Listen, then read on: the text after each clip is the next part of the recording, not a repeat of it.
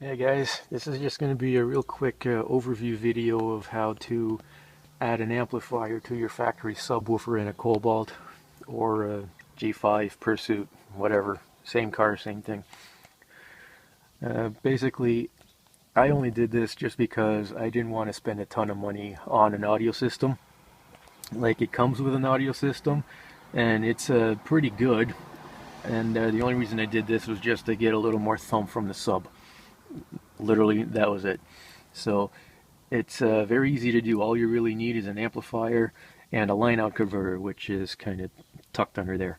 But I'll do my best to explain exactly what I did so that you can do it. And I am well aware that the people who are really into car audio are probably going to crucify me for trying to suggest that people do this, but I've been running this setup for years now, and it works perfectly fine as long as you don't get an amp that's a little too powerful. I wouldn't go beyond 300 watts because it is the factory sub. Too many watts will blow it up. So stick to 300 or lower, and it'll give you a nice little extra thump. So, okay, I'll let you know where all the wiring goes. Starting with this, I have an extra amplifier just for it's kind of a weird situation, but needless to say, this is easier than trying to fit myself in the trunk to show the wires over there. Obviously, the big connection is power and ground. Since the battery is like literally right under my hand in the trunk, you can connect the power wire directly to the battery. The ground you can connect anywhere in the trunk. There's multiple locations. As a last resort, if you don't feel like finding a funky location for a ground, you can also connect that right to the battery. Not always recommended, but it is possible. The system control, aka the remote turn on, it's going to be kind of hard to see. I don't think you can even see it there, but I ran a blue wire from this spot all the way up to the back of the stereo at the front, and I'll go into detail in a little bit about where to hook that up. And the speaker connections here are just what goes from here to the actual sub.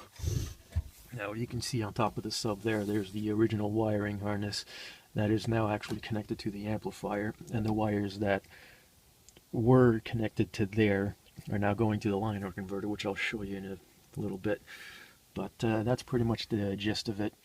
So here we go. Okay, I've got this subwoofer unbolted. Just to show you guys, there's this little cubby hole on each side of the trunk where it kind of dips down at the edge, which is a perfect location to stuff the line out converter and any wiring. It'll sit neatly under the sub, which will be like right there, and you can see the sub right here and the amp back there. So I'll go ahead and remove the rest of this just to get access to the line out converter because it's behind all this fun stuff. Okay, I've gone ahead and removed the trunk carpet from the sides just so I can access the line out converter. This is it. It's a pretty basic device. On one side you have the RCA cables that go to the amplifier, and on the other side you get basically speaker wires. You hook these up to the wires that used to go to the subwoofer. I've cut the plug off and connected them to the line out converter, and then fed the rest through the RCAs all the way up to the amplifier, and then the amplifier feeds wires to the wires that were originally going into the subwoofer from the plug. And I know it looks really messy, but it all gets hidden, so it's not that bad. But yeah, that's the line out converter. That's all you really need to be able to pull this off. Okay, so since the only wire you really have to run to the front of the car is going to be the remote for the amp, it's actually really easy to do. You can basically feed it under the back seat, under the carpet, and then up the center console, right up to the area where the stereo is. To be able to do that, you should remove the bottom of the back seat, which is actually really simple to do. You just have to push in this region right here. Well, push in and kind of push up at the same time. It's kind of screwy, but it only clips in like under here and on the other side. So if you give it a real good push, it's really hard to do with one hand right now, but give it a good push and the whole bottom of the seat just lifts up and out and gives you access to the area under here. So then you can just feed the wire from the trunk under the seat here, under the carpet right here, which is a lot easier to do than you might think. And then just feed it through the center console, kind of just along the edge. And then eventually you'll be up by the stereo. Okay.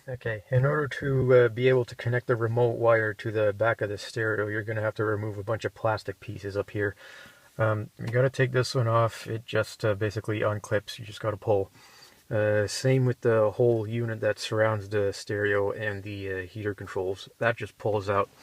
You should also take this piece out, which is hard to see since the sun is blasting in the freaking camera, but yeah, this little piece right here has to be taken out. I believe it is actually screwed in underneath this panel, so you'll probably have to pull this panel down, unscrew that one, and then you can easily just pull this whole panel off. You probably don't have to remove the heater controls there. It's just held in by two screws, one on this side and one on that side.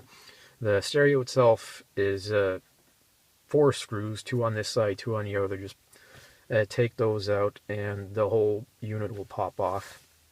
And then you'll have access to the plugs on the back.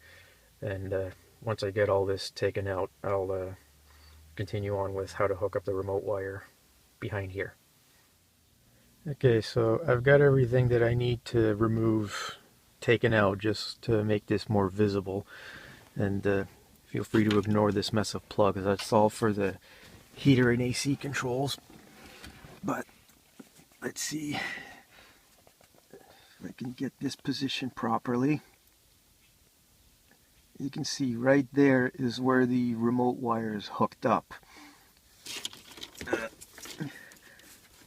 Okay, this might come off a bit weird on camera, but it's a pink wire that is connected to the right side of the stereo. Now obviously right here it looks like it's the left, but if you have the stereo taken out and you're looking at it from the back, it's going to be the one on the right.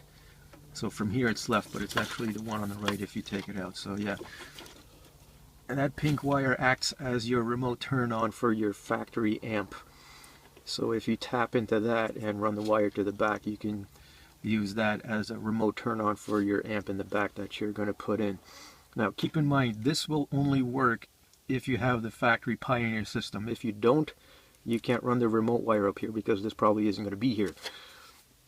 Because the base stereo doesn't have an external amplifier. The amp is built into the stereo. So you can still do this if you don't have the Pioneer system, but you're going to have to figure out your own way to get your amp to turn on via remote. But this is how I have it done, and it's been working fine for years. So there you go. That's how I have my amp wire hooked up. Alrighty, so once you have all that stuff done, then you're good to go. You can just pop in whatever CD or MP3 player you want, start playing, and you'll have some pretty good thumping bass. Just remember not to overdo it on the wattage, otherwise this puppy will blow up. And I just remembered that I forgot to mention the wires that go from the plug that go to the subwoofer. On the plug side, they are black and red. There's 2 sets, so it's really easy to keep everything together for hooking it up to the line-out converter and then hooking up to the amplifier. So just keep that in mind. It's really easy. So, oh, and if you have any further questions, feel free to ask. I know this is pretty vague for a how-to video, but since I already had all this done, it's not exactly easy to do like complete step-by-step. So I did my best to try to explain everything. If you do have questions, just feel free to ask and I'll do my best to answer. So thanks for watching. See you later.